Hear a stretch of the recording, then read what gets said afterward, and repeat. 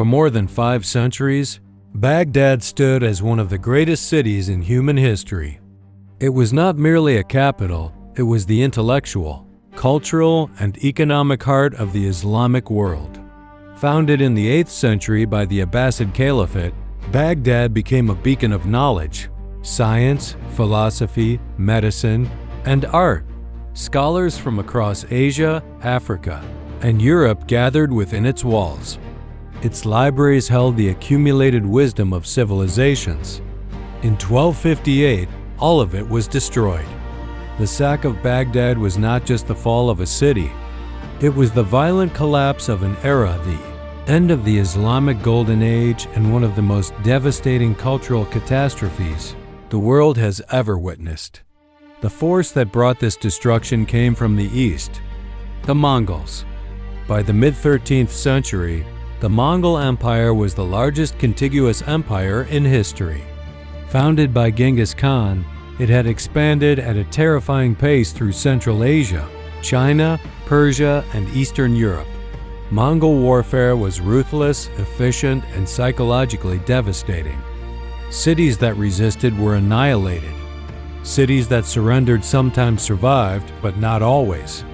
After Genghis Khan's death, his empire was divided among his descendants, but expansion continued. One of these descendants was Hulagu Khan, grandson of Genghis Khan and brother of Kublai Khan.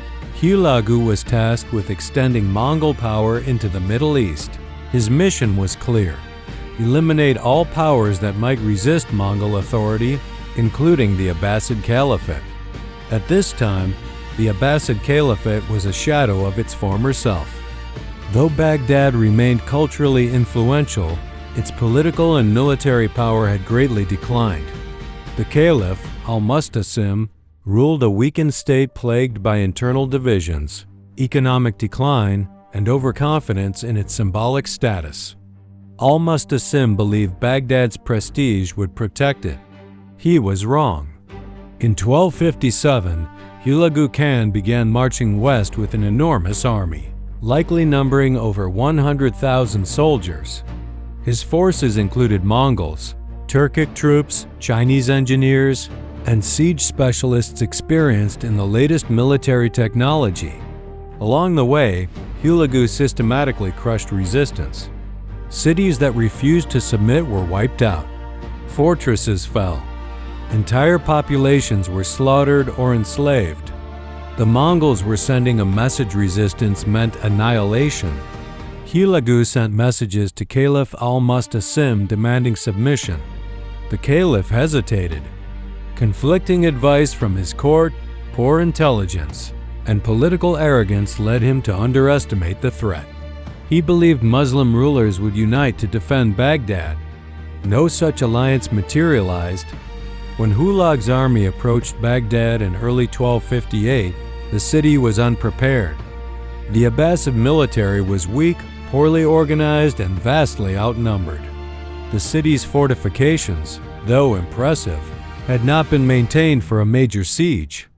Worse still, Baghdad was internally divided, with rival factions undermining coordinated defense. In January 1258, the Mongols encircled the city.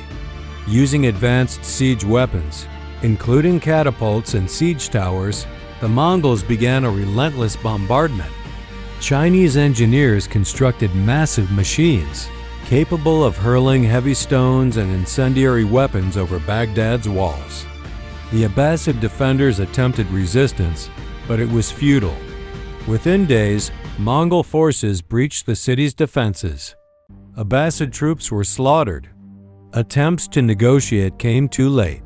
Hulagu had lost patience. On February 10, 1258, Baghdad fell. What followed was one of the most horrific massacres in recorded history. For days, possibly weeks, the Mongols unleashed terror upon the city. Men, women, and children were slaughtered indiscriminately. Mosques, palaces, hospitals, and homes were destroyed. Streets ran red with blood. Estimates of the dead vary widely, but contemporary sources speak of hundreds of thousands, perhaps over 1 million killed. The destruction of knowledge was just as devastating. Baghdad's libraries, including the legendary House of Wisdom, were looted and destroyed. Countless manuscripts, works of science, philosophy, mathematics, astronomy, and medicine were thrown into the Tigris River. According to chroniclers, the water ran black with ink from dissolved books. Centuries of accumulated human knowledge vanished in days. The Abbasid Caliph al-Mustasim was captured. His execution became symbolic of the end of an era. According to tradition, Hulagu ordered the caliph to be wrapped in a carpet and trampled by horses, avoiding the spilling of royal blood. A Mongol custom meant to avoid offending the earth.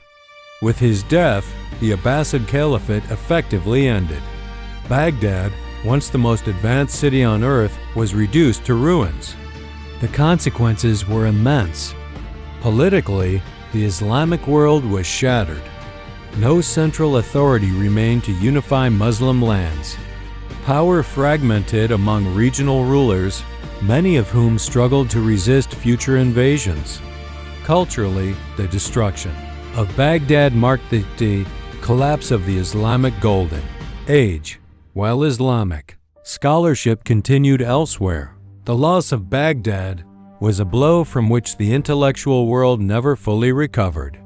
Economically, the region suffered long-term devastation.